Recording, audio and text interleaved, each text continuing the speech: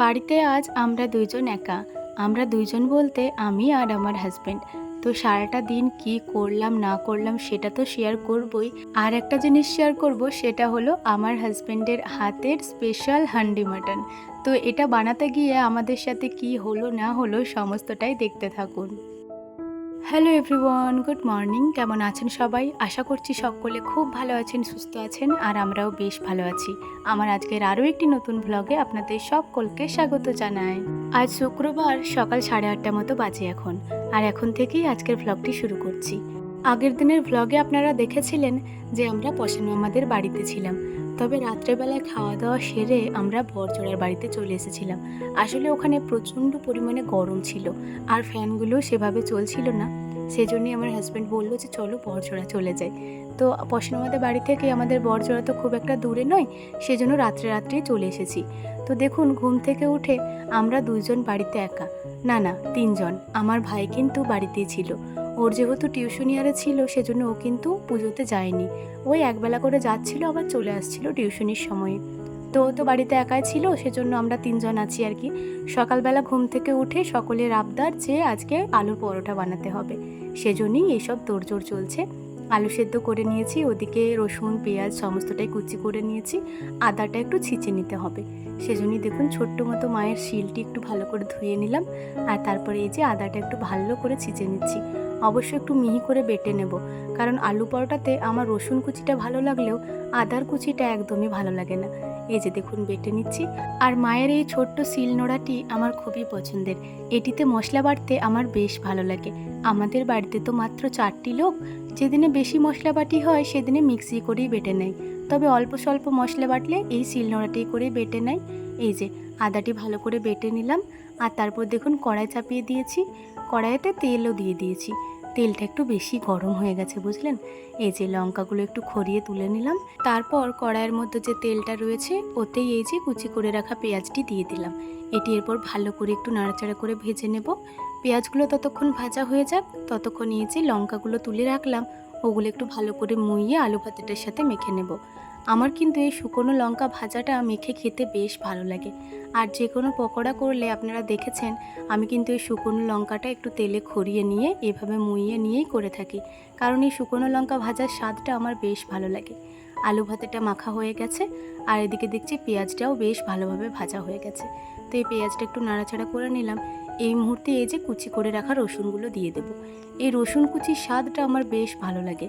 আদা কুচিটা সেভাবে পছন্দ না হলেও রসুন কুচিটা বেশ ভালো লাগে। এই যে রসুন পেঁয়াজ আর একবার ভালো করে ভেজে নিলাম, আর তারপরে দিয়ে দিলাম আদা বাটাটা। এরপরে এই তিনটি জিনিসকে আরও একবার ভালো করে ভেজে নেব। যে কোনো মশলাতে একটু কাসুরি মেথি দিয়ে দিলে বেশ ভালো লাগে, তবে প্রথমেই যদি মেথিটা দিয়ে দিতাম তাহলে ওইটা একদম কালো কালোভাবে পুড়ে যেত। সেজন্যই যখন মশলাটি ভালোভাবে ভাজা হয়ে গেছে, পেঁয়াজ রসুনটাকে একটু সাইড করে সরিয়ে ওর মধ্যে একটু তেল দিয়ে এই যে মেথি পাতাটিকে ভেজে নিলাম।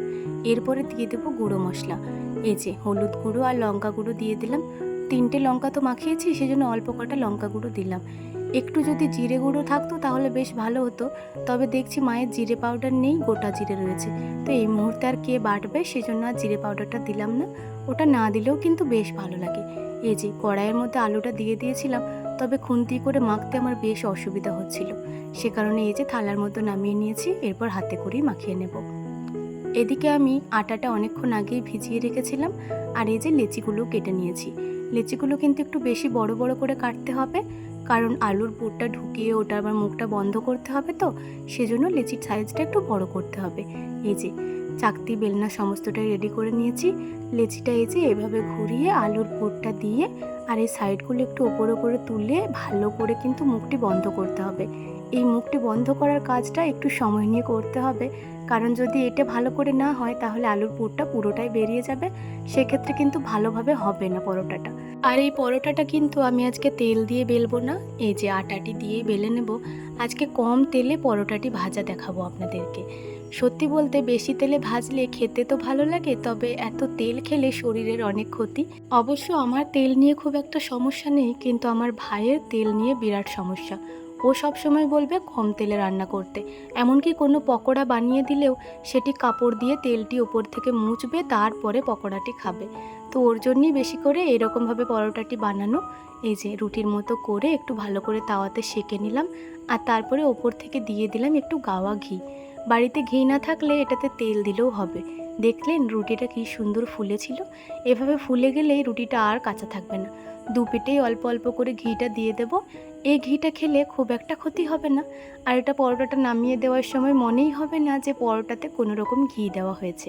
এই যে কি সুন্দর হয়েছে দেখুন। চলুন এক এক করে সমস্তটাই সেরে ফেলি। ওদিকে আমার হাজব্যান্ড বলছে, তোমরা এই পরোটাটার সাথে কি দিয়ে খাও বলো তো? আমি বলছি আমরা তো সেরকম কিছু দিয়ে খাই না, এই পরোটাটি বানানোর পরে আলুর পুরটা যেটা বেড়ে যায় ওটা দিয়েই খাই। তো ও বলছে আজকে আমি তোমাদেরকে একটা জিনিস বানিয়ে খাওয়াবো। আমি বললাম ঠিক আছে তাহলে বানাও। বলছে বাড়িতে টক দই আছে কি? আর বাড়িতে টক দই ছিল কিছুটা। তো এই যে টক দই দিয়ে আর চিনি গুঁড়ো দিয়ে বলছে একটা পেস্ট বানাবে। এই যে আমার ভাইকে দিয়ে করাচ্ছে। আজকে আমার ভিডিওগুলি সমস্তটাই আমার হাজব্যান্ড শ্যুট করে দিয়েছে। সত্যি বলতে ও যদি না থাকতো তাহলে আজকের দিনের কোনো কাজকর্ম শেয়ার করা হতো না। যাই হোক, ওদের ওই লস্যি টাইপের একটা পেস্ট এই যে বানিয়ে দিয়েছে চিনির গুঁড়ো আর হচ্ছে দই দিয়ে। এটা খেতে কিন্তু বেশ ভালো লাগছিল জানেন, আর এটা খাওয়া কিন্তু বেশ ভালো। বেশি করে গরমের সময় এটা খেলে পেটটা বেশ ঠান্ডা থাকে। আমার হাজব্যান্ড যখন ওর কাজের জায়গায় থাকে তখন 1 থেকে 1.5 গ্লাস মতো এটাই বানিয়ে খায়। যাই হোক, এই যে দেখুন থালা সাজিয়ে নিয়েছি। থালার মধ্যে নিয়ে নিয়েছি ওই যে লস্যিটা আর হচ্ছে আলু মাখাটা, আর একটু মতো টমেটো সস নিয়েছি। এই পরোটাটা টমেটো সস দিয়ে খেতেও বেশ ভালো লাগে। এই যে কি সুন্দর হয়েছে দেখুন পরোটাটা। এভাবে পরোটা আমি প্রথমবার বানালাম। প্রত্যেকবার কিন্তু আমি তেলে ছেঁকেই বানাই এই আলুর পরোটাটা, তবে এইবার প্রথমবার বানালাম এইভাবে। এটাও খেতে কিন্তু বেশ ভালো হয়েছিল। খাওয়া দাওয়ার পরে ঘরের যে টুকিটাকি কাজ ছিল ওই যে ঝাড়পাট ওগুলো সমস্তটাই কমপ্লিট করলাম, আর তারপরে চলে এসেছি রান্নাঘরে দুপুরের খাবার বানানোর জন্য। সমস্তটাই আপনাদের সাথে শেয়ার করতে পারছি না, কারণ আমার কাছে স্ট্যান্ডটা নেই।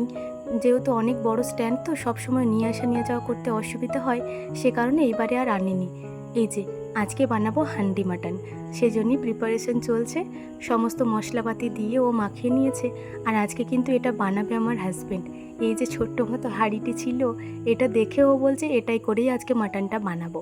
এই যে প্রথমে হাঁড়িটিতে তেল দিল, আর তারপরে ওই যে মশলা মাখানো মাংসটা দিয়ে দিল, আর গোটা গোটা 2টো রসুনও দিয়েছিল। মাটন কিংবা চিকেনের সাথে এই রসুন সেদ্ধটা আমার বেশ ভালো লাগে।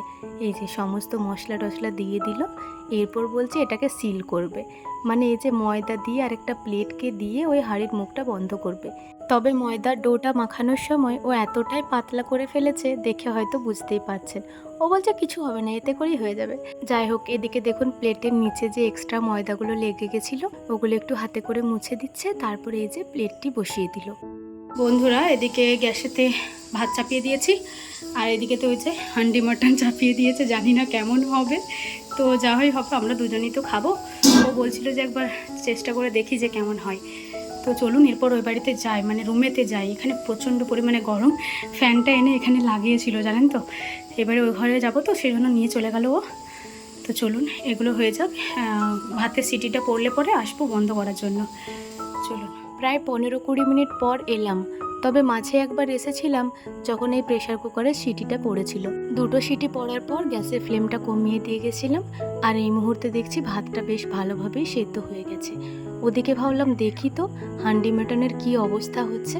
অনেক জল বের হয়ে যাচ্ছিল জানেন ওপর দিকে, আরও কত ময়দা দেওয়া হলো। তবে দেখছি এটা তো যেমনকে তেমন রয়েছে, আবার দেখছি মশলাপাতিটা সমস্তটা মানে কি বলবো নিচেতে একটু লেগে লেগে যাচ্ছে।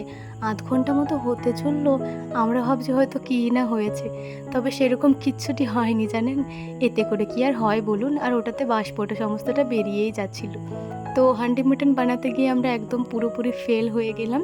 তো ওটার মধ্যে আবার কিছুটা জল দিয়ে একটু ফুটিয়ে নিয়েছি, তারপর ভাতগুলো একটা অন্য বাটিতে তুলে রেখে বললাম প্রেশার কুকারে 2টো সিটি দিয়ে দাও, তাহলে মাটনটা ভালোভাবে সেদ্ধ হয়ে যাবে। যেহেতু খাসির মাংস, এটা আবার ভালো করে সেদ্ধ না হলে খাওয়াই যাবে না, আর এই মাংসটার থেকে বেশ অনেকটাই তেল বের হয়। তো এই যে সিটিতে বসিয়ে দিল, এটা ভালো করে একটু সেদ্ধ হয়ে যাক, 2-3টে মতো সিটি পড়ুক, তারপরে বন্ধ করব। আর এই যে এই বাটিটিতে ভাতগুলো তুলে রেখেছি। মাটনটা ওদিকে সেদ্ধ করতে বসিয়ে আমি গেছিলাম স্নান করতে। আমার হাজব্যান্ড বাইরেই ছিল, বললাম তুমি না হয় বন্ধ করে দেবে। আর এই যে স্নানের পরে বেরোলাম, তারপরে গ্যাসটা বন্ধ করে দিয়েছি। তারপরে আমি এলাম ঠাকুর মন্দিরে জপ করার জন্য। গাছ থেকে দুটো ফুল তুলে একটা ঠাকুর মন্দিরে মানে তুলসী মঞ্চে দিয়ে দিলাম, আর একটা এই যে বাবার পায়ে। চলুন এখানে বসে জবটা সেরে ফেলি। অনেক দিন হয়ে গেল বাবার কাছে বসে জব করা হয়নি। যখন এখানে আসি তখনই তো জব টপ করা হয় বাবার কাছে বসে। আজকে দুপুরে কিন্তু আমরা পঞ্চব্যঞ্জন রান্না করিনি। সত্যি বলতে 2 দিন ধরে মাংস খাচ্ছি। আজকে তো এই মাংসটা খাওয়ার প্রতি আমার একটুও ইচ্ছা নেই, তবুও হাজব্যান্ড বলল বলে করতে হলো, মানে ওই বানালো তাও আবার। তো এই যে দেখুন আলু ভাতে ছিল, ওই আলু ভাতে আর এই যে মাটনটা, এই দিয়েই হলো আজকে আমাদের দুপুরের খাবার। খাওয়া দাওয়ার পরে বেশ কিছুক্ষণ শুয়েছিলাম। এখন ওই 4:30-5টা মতো বাজে, যাচ্ছি আমরা মামার বাড়ি। তবে এখানে একটা কাজে দাঁড়িয়েছি, ওরা কিছু জিনিস নিচ্ছে আর আমি একটা আইসক্রিম নিয়েছি। ওরা নিচ্ছে এই যে পান, ওদের এই পানগুলো বেশ পছন্দের হয়ে গেছে, আপনারা তো জানেনই। তো ওই পানগুলি নিয়ে নিচ্ছে খাবার জন্য, আর আমি খাচ্ছিলাম ওদিকে আইসক্রিম। আমরা কিন্তু আর পশেনমাদের বাড়ি যাইনি, সোজা এসেছি মানবগ্রাম, মানে আমার মামার বাড়ি, দাদু দিদার বাড়ি। তো ওদের বাড়িতে এসে আর সেরকমভাবে ভিডিও শ্যুট করা হয়নি।